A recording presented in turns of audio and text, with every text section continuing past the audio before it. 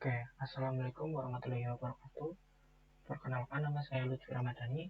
Saya berasal dari kelas B1 dengan NIM 230304072. Di sini saya akan menjelaskan tentang flowchart, kode, dan hasil running dari console application untuk perhitungan volume bangunan.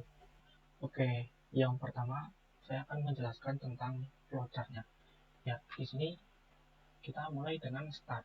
Lalu input V, jari-jari, tinggi, tinggi segitiga, alas segitiga, dan sisi. Lalu turun ke bawah, kita membuat kelas indukan, yaitu kelas bangun ruang. Nah, setelah kita membuat kelas induk, lalu kita membuat dua kelas yang diberi nama 2 bangunan dan 3 bangunan. Di sini dua kelas tersebut yaitu anakan dari kelas yang induk ini, yaitu dengan dinamakan inheritance.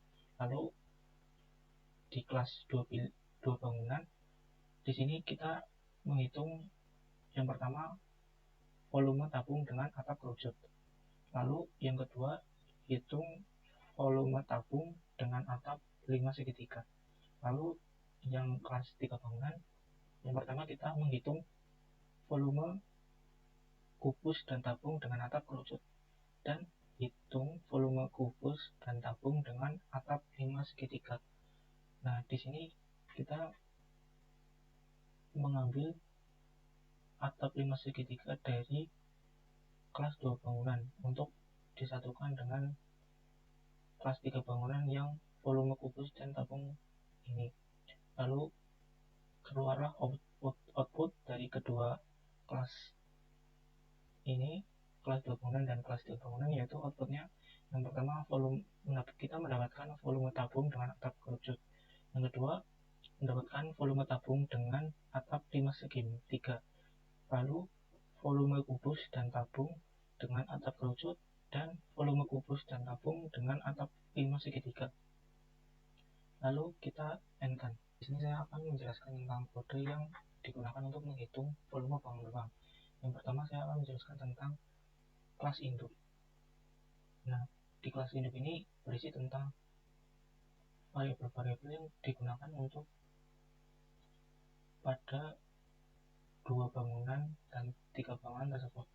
Nah, yang pertama di sini ada jari-jari, lalu tinggi tabung, tinggi kerucut, luas alas, tinggi limas, sisi. Nah, di sini kita juga langsung menghitung volume basic atau volume yang digunakan untuk 2 bangunan dan 3 bangunan tersebut. Nah, yang pertama ada volume tabung, yaitu V dikali jari-jari akar pangkat 2 dikali tinggi tabung. Lalu di sini ada volume kubus, yaitu sisi pangkat 3. Nah, selanjutnya kita ke kelas 2 bangunan. Nah, di sini kelas 2 bangunan merupakan anak dari bangun ruang, atau istilahnya bangun ruang memiliki anak, yaitu 2 bangunan. Nah, di sini 2 bangunan memiliki semua variabel yang tersedia pada bangun ruang. Nah, di sini ada jari-jari, tinggi tabung, tinggi kerucut, luas alas, dan tinggi limas. Oke, di sini karena pada 2 bangunan kita harus menghitung 2 volume bangunan. Nah, di sini kita akan yang pertama menghitung tentang volume tabung kerucut. Nah, di sini kita akan menghitung tentang volume kerucutnya terlebih dahulu. Nah, di sini 1/3 dikali P dikali jari-jari pangkat 2 dan dikali tinggi kerucut. Lalu returnnya volume tabung yang tadi ada di bangun ruang ditambah dengan volume kerucut yang ini. Lalu yang di bawahnya juga volume tabung limas. Ya, sama, kita harus menghitung volume limasnya terlebih dahulu, yaitu 1/3 kali luas alas kali tinggi limas. Nah, di sini kita juga returnnya volume tabung yang ada di bangun ruang ditambahkan dengan volume limas. Akan lanjut ke kelas 3 bangunan. Nah, di sini 3 bangunan merupakan anakan dari bangun ruang sama seperti 2 bangunan, dan bangun ruang merupakan induk dari 3 bangunan. Nah, kita di sini 3 bangunan harus mengambil variabel dari di bangun ruang. Nah, di sini kita mengambil sisi, jari-jari, tinggi tabung, tinggi kerucut, luas alas, dan tinggi limas. Nah, di sini kita akan menghitung volume 3 bangun ruang, yaitu volume kubus tabung kerucut dan volume kubus tabung limas. Nah, di sini kita pertama-tama sama saja, yaitu menghitung volume kerucutnya terlebih dahulu. Nah, setelah ditemukan volume kerucut, nanti ratenya yaitu volume kubus yang ada di bangun ruang ini ditambahkan dengan volume tabung dan ditambahkan dengan volume kerucut, dan sama dengan yang di bawahnya, yaitu menghitung volume kubus tabung limas, yaitu menghitung volume limasnya terlebih dahulu, lalu ratenya volume kubus ditambah volume tabung dan ditambah volume limas tersebut. Kita masuk ke main programnya.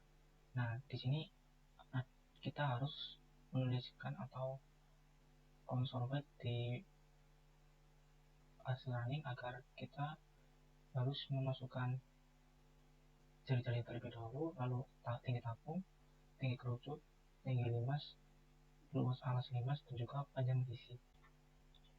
Oke, lalu kita di sini menuliskan consolidate pen 2 bangunan agar dibaca di running 2 bangunan. Nah, di 2 bangunan tersebut kita juga memasukkan semua variabel yang telah dimasukkan tadi. Nah, di sini kita akan menuliskan household wetland volume tabung yang nanti akan dihitung di hasil running, lalu volume tabung dan kerucut, dan volume tabung dan limas. Nah, di sini kita sudah ada hasilnya atau rumusnya yang di 2 bangunan ini.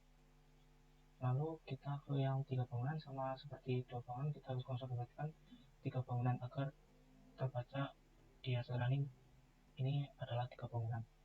Nah, di sini sama juga memasukkan variabel yang dimasukkan pada saat running.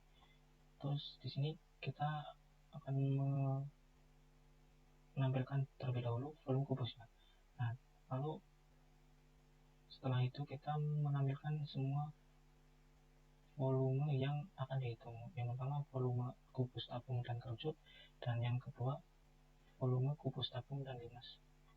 Nah, kita akan running kode ini.